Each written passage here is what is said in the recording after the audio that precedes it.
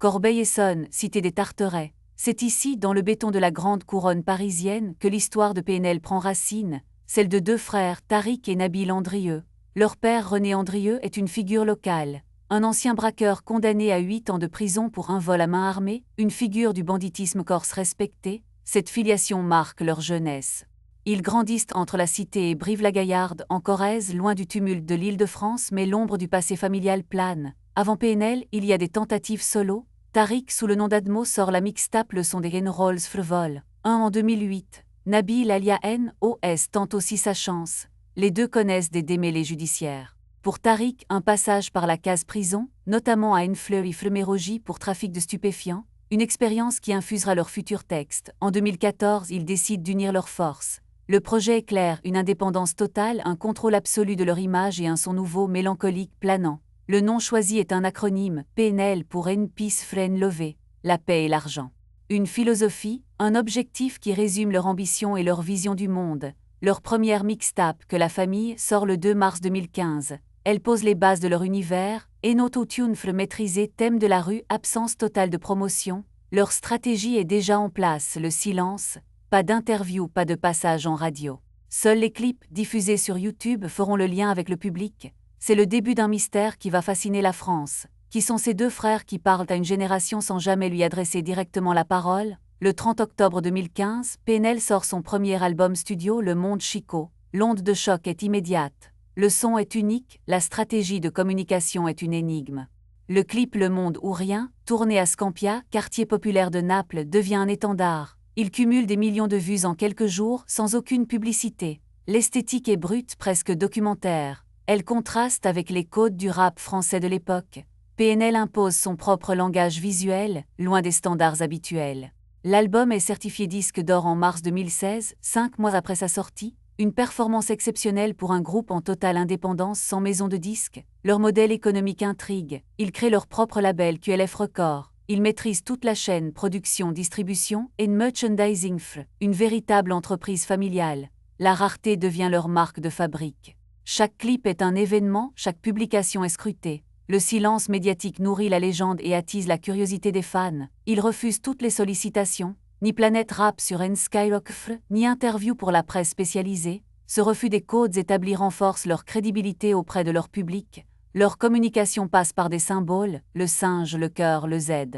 Un lexique visuel que seule leur communauté, la famille, peut décrypter. Cette stratégie du vide est un coup de maître. En se taisant, ils obligent les autres à parler d'eux. Médias, sociologues, critiques, tout le monde tente de percer le mystère PNL. Le monde Chico n'est que la première étape. Les frères Andrieux préparent déjà la suite, une ascension qui va les mener vers des sommets encore jamais atteints. Le 16 septembre 2016, PNL dévoile dans la légende. L'attente est immense. L'album est proposé en 2 versions, orange et rose, une première dans le rap français. Le succès est foudroyant, plus de 78 000 ventes en première semaine, un record pour un groupe indépendant.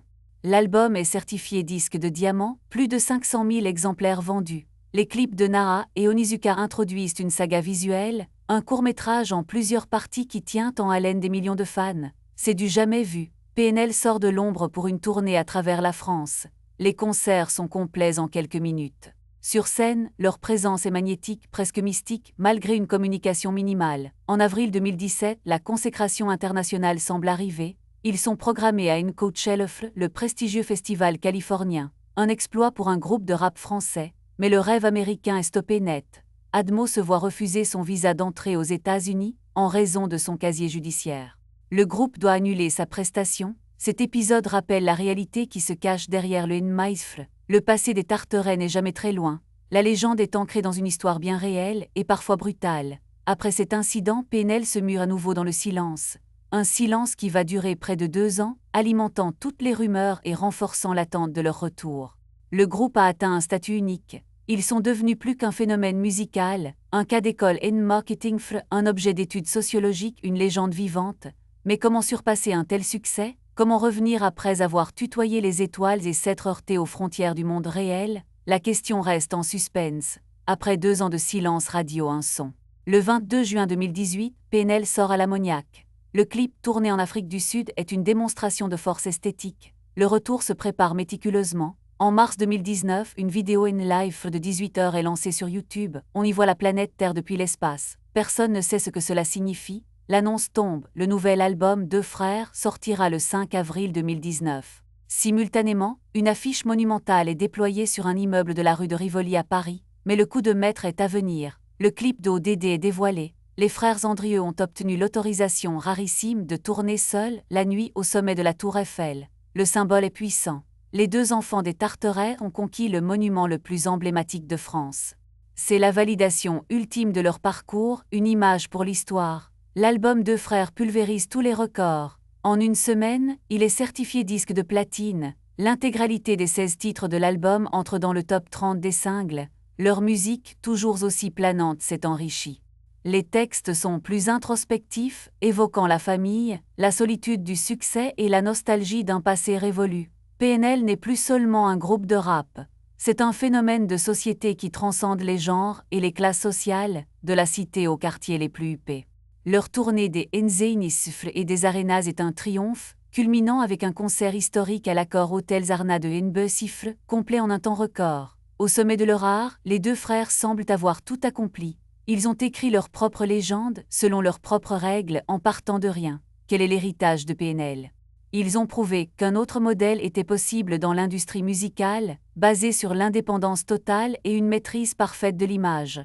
Leur influence est immense. De nombreux artistes, en France et à l'étranger, ont tenté de reproduire leur esthétique visuelle et leur stratégie de communication basée sur la rareté. La marque QLF est devenue un empire, avec des lignes de vêtements et d'accessoires qui se vendent par milliers. C'est la preuve d'une communauté de fans ultra engagés. Pourtant, des zones d'ombre persistent.